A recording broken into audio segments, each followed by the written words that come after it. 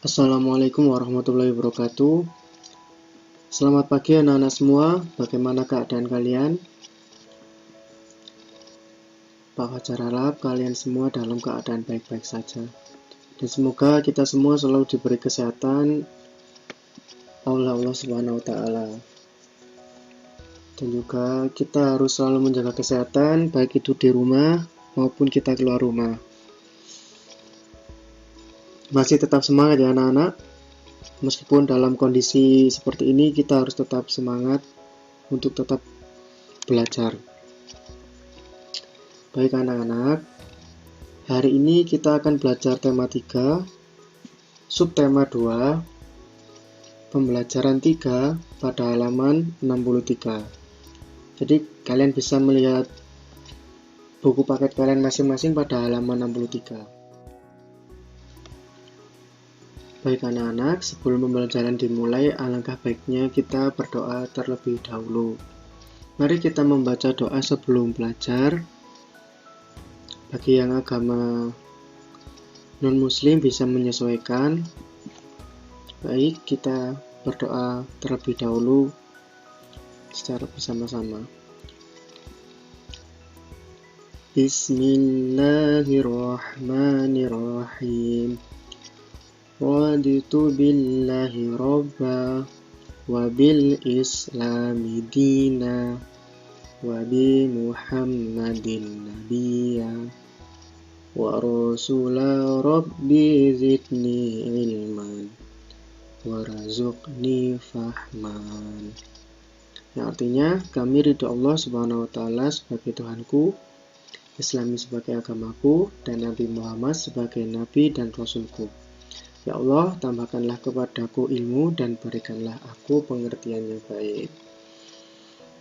Baik anak-anak, kita masuk ke dalam pembelajaran.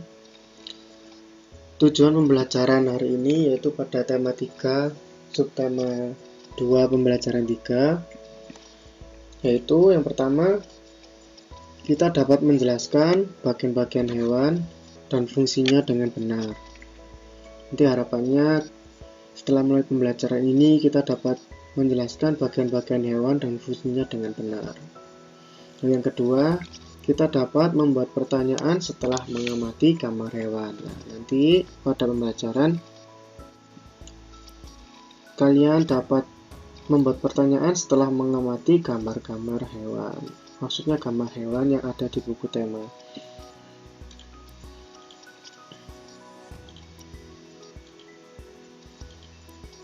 Baik, di sini ada sebuah diskusi.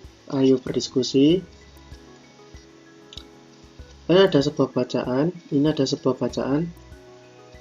Mari kita baca bersama-sama terlebih dahulu.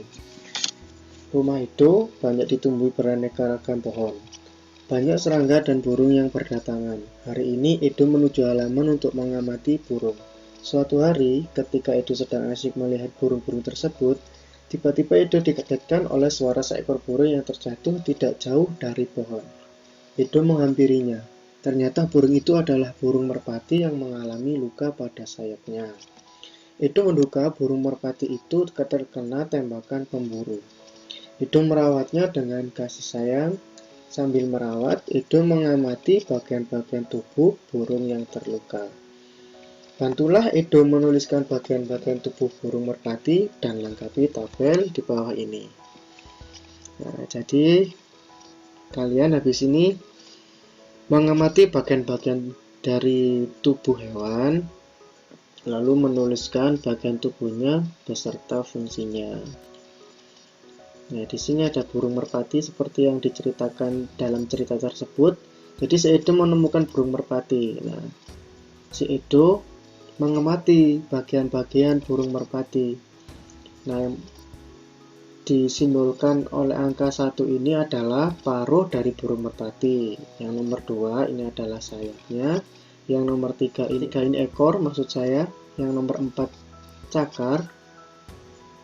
Yang nomor 5 ini mata. Baik, Pak Fajar memberikan contoh 1, nanti kalian dapat menjawabnya sendiri. Jadi kalian bisa mencari sumber informasi dari internet. Jadi begitu. Supaya apa? Supaya kalian dapat berpikir dengan kritis bagaimana mencari solusi dari permasalahan pada soal kali ini. Nah, jadi di sini ada bagian paruh yang nomor 1. Paruh fungsinya yaitu membantu burung mengambil makanan. Nah, jadi di sini fungsi dari paruh untuk burung itu untuk mengambil makanan, tetapi paruh di sini disesuaikan dengan jenis makanannya. Jadi paruh burung sesuai dengan jenis makanannya. Untuk bagian sayap, nanti kalian bisa mengembangkan sendiri ataupun menjawab secara mandiri. Jadi di sini Pak Fajar harap kalian dapat menjawab secara mandiri.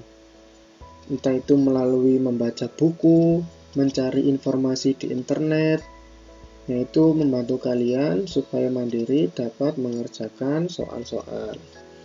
Jadi soal berikutnya, nah diskusikanlah hasilnya dengan teman sekelompokmu. Nah ini berhubung kita tidak dalam kelas, jadi kalian bisa berdiskusi dengan orang tua ataupun kakak kalian atau saudara kalian.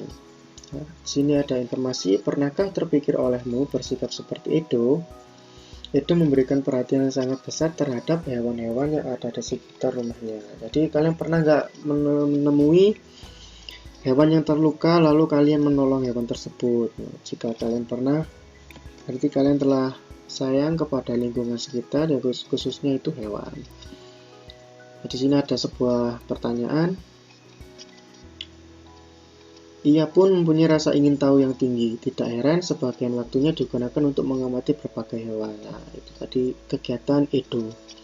Apa yang akan kamu lakukan apabila menemukan hewan dalam keadaan seperti burung tersebut? Nah, di sini kalian mencoba untuk menjawab sesuai dengan pengalaman kalian dan juga menurut pemahaman kalian masing-masing. Nah, di sini Pak Fajar memberikan contoh sederhana. Nah, di sini menolongnya dan mengobati bagian yang luka pada burung. Ini misalkan hewan yang kita tolong itu burung. Bisa juga misalkan ada hewan kucing. Nah, kucingnya itu habis ketabrak motor lalu terluka. Nah, kita bisa mengobatinya, merawatnya supaya apa? Kucing itu kembali sehat seperti semula. Selanjutnya di sini ada informasi yaitu ayo mengamati. Nah, di sini amatilah hewan laba-laba dan serangga. Jika sulit menemukannya, kamu dapat menggunakan gambar atau video.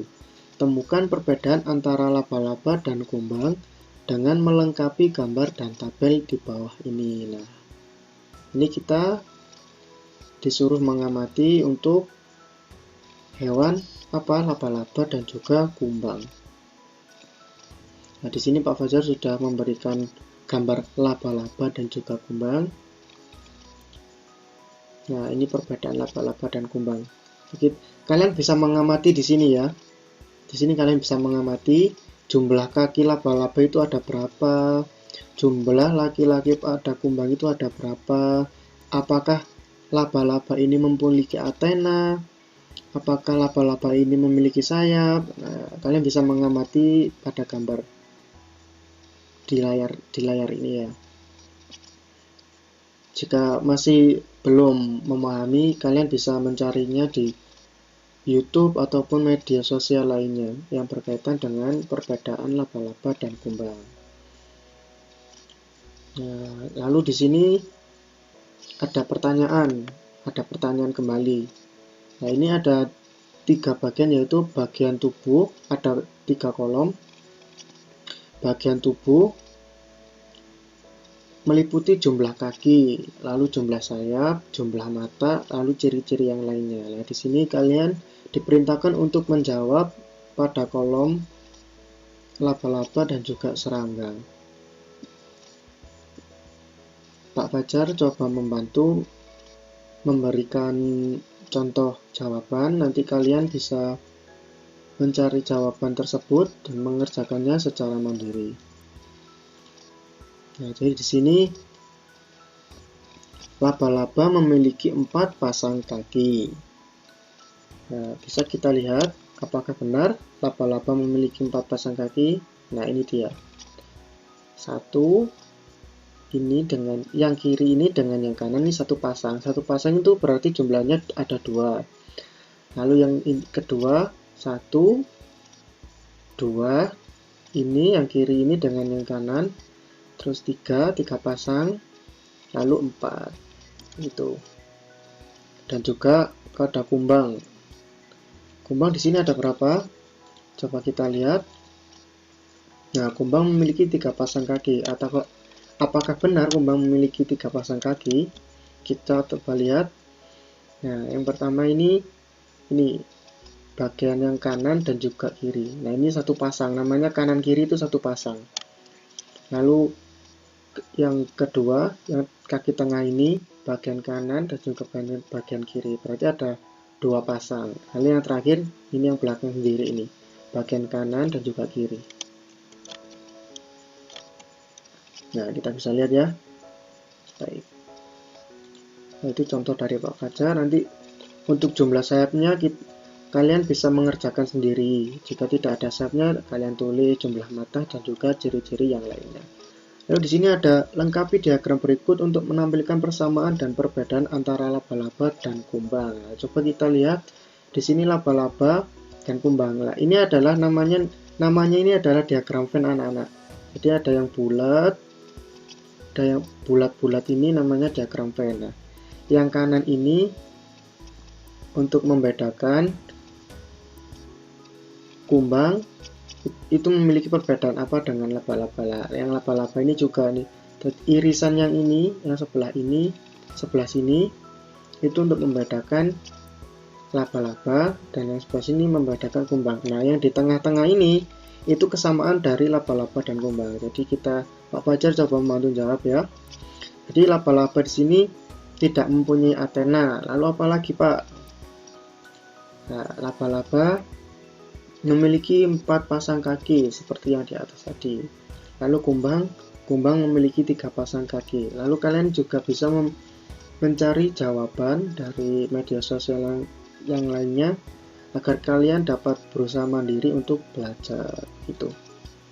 Nah, lalu selanjutnya, ayo menulis. Ambillah daftar pertanyaan yang kamu miliki, lengkapilah daftar pertanyaan tersebut. Kamu bisa membuat pertanyaan tentang bagian-bagian hewan serta fungsinya. Jadi anak-anak, di sini kalian diperintahkan untuk membuat pertanyaan seputar tentang hewan yang ada pada gambar tersebut.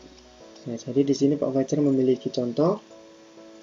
Nah, contohnya, apa fungsi dari antena kumbang? Nah, kalian bisa mengembangkannya sendiri melalui pengamatan kalian. Jadi seperti itu. Baik anak-anak, selanjutnya kepada kesimpulan pembelajaran hari ini, yaitu kesimpulan pelajaran hari ini yaitu kita harus tetap belajar, mengenal keberagaman hewan di lingkungan serta menjaganya agar tetap lestari. Jadi kita kalau misalnya ada hewan yang terluka seperti pada cerita Edo tadi, kita hendaknya harus menolong. Agar apa? Agar kelestarian hewan tersebut tetap terjaga, agar hewannya tidak mati. Baik anak-anak, sebelum kita menutup pembelajaran hari ini, hendaknya kita berdoa agar ilmu dan juga manfaat dari pelajaran ini dapat kita bawa ke dalam kehidupan kita sehari-hari dan juga bermanfaat bagi lingkungan sekitar. Mari kita bersama-sama membaca doa sesudah belajar. Bagi yang non-muslim bisa menyesuaikan. Doa sesudah belajar. Bismillahirrahmanirrahim. Allahumma arinal haqqa haqqan warzuqna ittiba'ahu wa arinal batila batilan warzuqna ijtinabahu. Artinya, ya Allah, tunjukkanlah terhadap kami kebenaran sehingga kami bisa mengikutinya, serta tunjukkanlah terhadap kami kejelekan sehingga kami bisa menjauhinya. Baik anak-anak, sekian pembelajaran pada hari ini. Terima kasih telah menyimak video ini dengan baik. Mohon maaf jika ada kesalahan perkataan ataupun kekurangan pada materi pembelajaran. Akhir kata, wassalamualaikum warahmatullahi wabarakatuh.